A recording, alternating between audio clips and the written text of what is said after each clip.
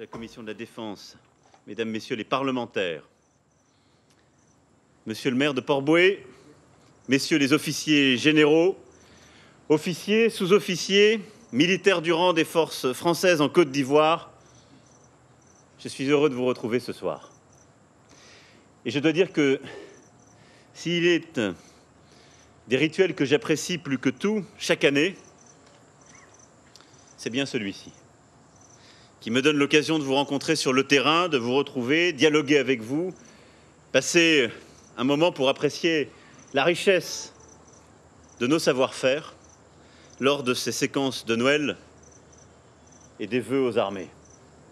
Pour les vœux, j'irai cette année dans l'armée de l'air, à la base aérienne 123 d'Orléans. L'année dernière, je m'étais rendu au sein de la 11e brigade parachutiste de l'armée de terre à Toulouse. Et pour Noël, j'ai depuis le début de mon mandat décidé d'aller à la rencontre des forces en opération. Celles qui sont mobilisées, celles qui veillent, celles qui sont engagées sur les théâtres pendant que leurs camarades s'entraînent pour partir en mission, reprennent leur souffle pour ceux qui en reviennent, parfois sont en permission. J'étais en 2017 et 2018 au cœur même de l'opération Barkhane, à Niamey, puis à N'Djamena. En venant cette année parmi vous, à Abidjan, dans cette base opérationnelle avancée, je souhaite mettre à l'honneur les forces prépositionnées et marquer l'importance de la contribution des forces françaises en Côte d'Ivoire à la conduite et au succès de la coopération et des opérations dans la région. Tout ceci ne serait pas possible sans les puissants liens d'amitié que la France et la République de Côte d'Ivoire entretiennent, qui prennent leur source dans une proximité ancienne, mais que nous ne cessons de développer comme des fils qui tissent une histoire commune. Nous sommes ici depuis tant de décennies, Monsieur le maire, marquant cette présence, ce lien, cette amitié. Et c'est aussi pour cela que je veux, ce soir avant tout, rendre hommage au président Ouattara et le remercier pour son accueil. Le partenariat stratégique que nous avons bâti ensemble depuis 2012, dans le respect mutuel, est fort et solide. Il répond aux priorités de nos deux pays dans la région et à la volonté de la France de contribuer au renforcement du système de sécurité collective en Afrique, afin de construire la paix et une sécurité durable en Afrique, mais aussi en Europe, car nos destins sont liés. Ce partenariat de défense repose sur une coopération militaire du quotidien et sur ces relations à hauteur d'homme qui font la force de nos armées. C'est pourquoi je salue et je suis heureux de vous voir ici ce soir, les militaires des forces armées de Côte d'Ivoire. Merci à vous de nous faire l'amitié de votre présence ce soir parmi nos soldats français. La France compte 2 bases opérationnelles avancées en Afrique. Je m'étais rendu à Djibouti en mars dernier et je tenais à venir à la rencontre des femmes et des hommes prépositionnés ici qui, en servant en Côte d'Ivoire, servent la France. Entre 2002 et 2011, la présence de la communauté française et de nos forces armées ont été marquées par la période de crise, de guerre qu'a connue la Côte d'Ivoire. Ici, dans ce camp de Port-Bouët, qui a vécu des heures de tension, je veux rendre hommage à tous ceux qui avaient alors participé à la sécurité de nos amis ivoiriens, à la protection de nos ressortissants et à l'évacuation de plusieurs milliers d'entre eux, comme de nombreux ressortissants étrangers. Je m'incline devant la mémoire de nos 27 militaires de l'opération Licorne, morts dans l'accomplissement de leur mission. Les Français n'oublient pas leur sacrifice, qui est désormais gravé dans la pierre du monument aux morts pour la France en opération extérieure, que j'ai inauguré à Paris le 11 novembre dernier. Dimanche, avec le président Ouattara, Nous ferons plus particulièrement mémoire de 9 d'entre eux, morts à Bouaké le 6 novembre 2004. Je pense aux familles endeuillées, si durement éprouvées que le temps qui passe, hélas, ne pourra jamais consoler. Je sais que vos chefs et vous veillez sur elles fidèlement. Soyez-en remerciés. Mes pensées vont également à tous ceux qui ont été blessés au cours de ces affrontements. Près de 10 ans après, certains portent encore dans leur chair, dans leur âme, les séquelles de ces combats passés. Nous ne les oublions pas non plus. Et je veux ce soir, parmi vous, leur redire toute la solidarité de la nation. Aujourd'hui, et il faut s'en féliciter, la Côte d'Ivoire a renoué avec la paix et la stabilité. Nous savons combien c'est un trésor fragile. La France est fière d'avoir pris toute sa part pour aider ce pays frère à surmonter cette épreuve. Avec le traité du 26 janvier 2012, notre relation s'est consolidée. Et je veux ici remercier à ce titre les autorités ivoiriennes pour leur vigilance en faveur de la sécurité et du bien-être de la communauté française en Côte d'Ivoire. Aujourd'hui, vous êtes 900 militaires présents, pour la majorité en mission de courte durée, si l'on entend par courte durée des missions de 4 mois. Et si j'en crois ce qui m'a été rapporté, mon colonel, vous êtes ici heureux. Non seulement parce que vous êtes bien accueillis par la Côte d'Ivoire, mais parce que la mission est belle, parce que les conditions d'entraînement sont uniques, parce que la ministre des Armées investit sans cesse pour améliorer les conditions de vie des militaires en opération extérieure comme en autre pays, et veille constamment à accompagner les familles avec le déploiement de ce plan auquel nous tenons beaucoup. Ces familles, je veux les saluer très chaleureusement ce soir. D'abord les familles, nos militaires qui vivent ici, celles qui sont installées pour un peu plus longtemps. Pour la majorité d'entre vous, je le disais, les familles sont en France. Mais je sais aussi l'engagement que, pour les épouses, les époux, les enfants, accompagner une mission comme celle-ci représente. Je veux ici vous en remercier. Nous veillons à ce que, là aussi, les conditions de vie soient améliorées, l'accompagnement pour la scolarité des enfants, le travail, les conditions aussi du retour soient constamment améliorées. Merci de votre engagement pour ces missions plus longues. Je veux aussi saluer vos familles qui sont en France, loin de vous, en ces moments particuliers.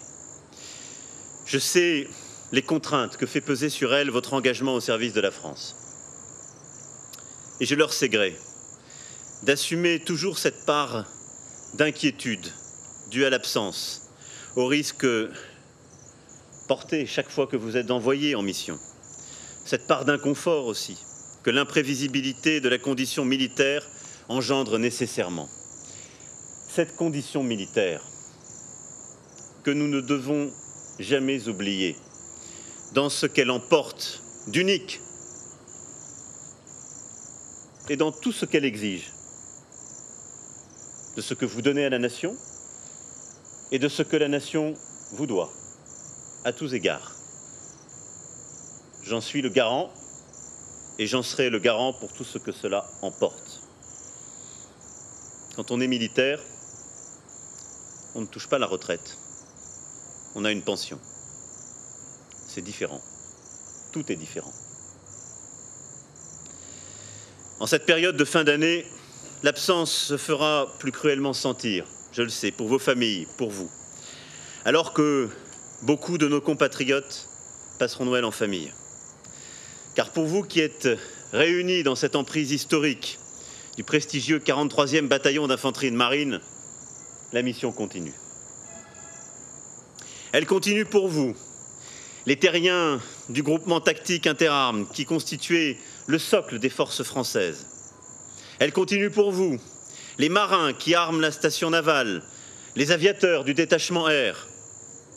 Elle continue pour vous également, les militaires et personnels civils du groupement de soutien de la base de défense, comme de l'ensemble des directions et services interarmés, sans lesquels les FFCI ne pourraient pas être une plateforme opérationnelle et logistique majeure sur la façade ouest africaine.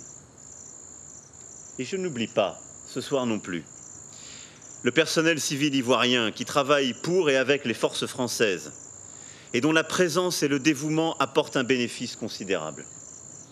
Je salue leurs représentants qui, je le sais, sont parmi nous ce soir. L'action que nous menons en Afrique, avec nos partenaires africains, européens et internationaux, est une action globale qui repose sur un triptyque: diplomatie, défense, développement. Votre commandant de force m'a dressé à l'instant le panorama pour ce qui est de l'action de défense qui se déploie ici et depuis ici. Il m'a détaillé les efforts faits, les objectifs poursuivis, m'a expliqué votre égale implication dans les grandes choses comme dans les plus petites. Il m'a fait part de votre totale disponibilité et de votre engagement de tous les instants, tant sur le volet de la coopération structurée de défense, bilatérale et multilatérale, qu'en matière de coopération militaire opérationnelle. J'ai pu discuter avec certains d'entre vous qui ont encore récemment participé aux missions Voie sacrée ou Cobra et l'engagement que cela comporte, et ces missions plusieurs fois répétées souvent lors d'un seul séjour. De tout cela, je vous remercie. De tout cela, je vous félicite. L'efficacité de l'action internationale de la France et la qualité de nos relations avec nos partenaires régionaux se fondent bien évidemment sur des concepts, des organisations, des budgets, mais elles reposent toujours sur l'investissement personnel de chacun, diplomate, militaire, acteur du développement, sur cette connaissance intime de l'Afrique que vous cultivez et sur une capacité à s'adapter au réel, je dirais même à aimer le réel, qui est votre marque et qui est, je crois, une marque des armées françaises. Oui, aimer le réel, le prendre à bras-le-corps pour le transformer, marier rusticité, engagement et ardeur au combat, conjuguer ingéniosité, ouverture, capacité d'intégration et esprit partenarial. Vous le faites ici chaque jour. D'un côté, en lien avec les éléments français du Sénégal, vous formez au combat les forces armées de Côte d'Ivoire et participez sur le terrain à renforcer leurs capacités opérationnelles. Cette mission est essentielle.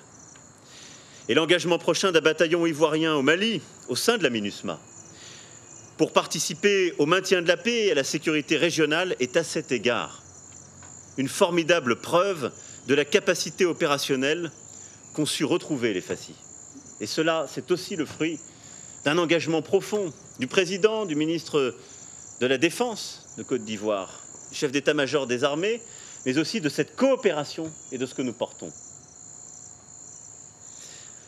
De l'autre côté, avec l'ensemble de la communauté française de défense, vous êtes amenés à collaborer avec des ONG, vous aidez les écoles, vous soutenez des associations d'aide aux personnes handicapées, vous êtes également pleinement impliqués dans cet ambitieux projet d'Académie internationale de lutte contre le terrorisme qui profitera demain à toute l'Afrique de l'Ouest. Cette coopération permanente avec les forces armées ivoiriennes, mais également avec les autorités locales civiles et coutumières, se fonde sur des principes d'intégrité, de respect, de bienveillance. Aider, former, accompagner, soutenir, appuyer, instruction opérationnelle et action civilo-militaire. Tel est votre quotidien et tel est le socle aussi ici de notre légitimité. Et vous le savez mieux que quiconque, car vous en êtes les artisans. Dans ces échanges mutuels que vous avez avec la population, dans ce travail conjoint avec les armées ivoiriennes, chacun en sort grandi. C'est une confiance aussi pour plusieurs années, plusieurs décennies qui se bâtit. Tout le monde y gagne. Le personnel de la mission de défense et nos coopérants militaires pourraient en témoigner ce soir, j'en suis sûr. Et puis, vous êtes en mesure, dès qu'il le faut, de vous constituer en point de renfort logistique afin d'appuyer les interventions françaises dans la région ouest-africaine.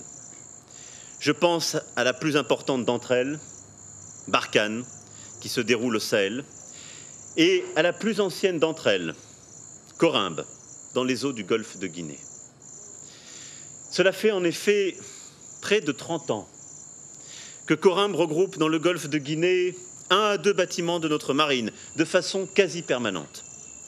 Cette présence participe fortement à la sécurisation régionale, et c'est pour cela que demain encore, cet engagement se poursuivra en coopération, afin de protéger nos intérêts dans la zone, d'aider au renforcement des capacités des marines riveraines et de participer à la lutte contre le brigandage armé et les pirateries maritimes.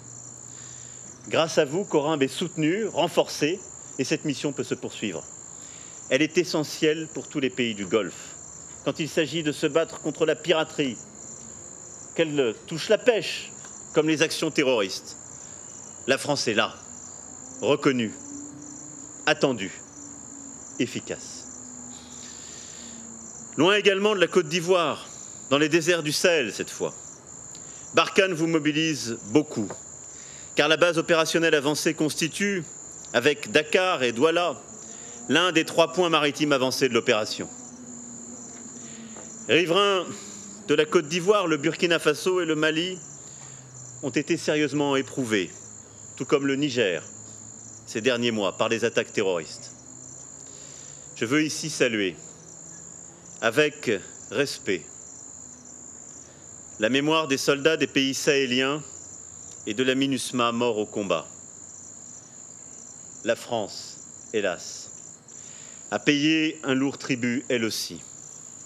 Et j'ai ce soir avec vous une pensée pour nos 13 soldats tombés en opération le 25 novembre dernier, comme pour tous les camarades blessés, y compris ces dernières semaines. Barkhane est une mission essentielle pour la France.